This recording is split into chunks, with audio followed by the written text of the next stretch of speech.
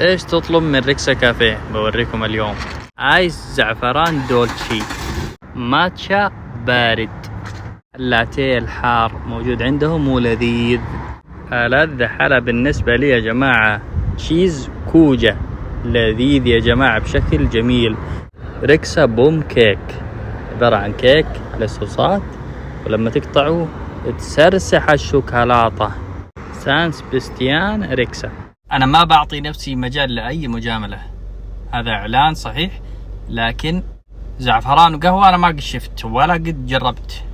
بسم الله.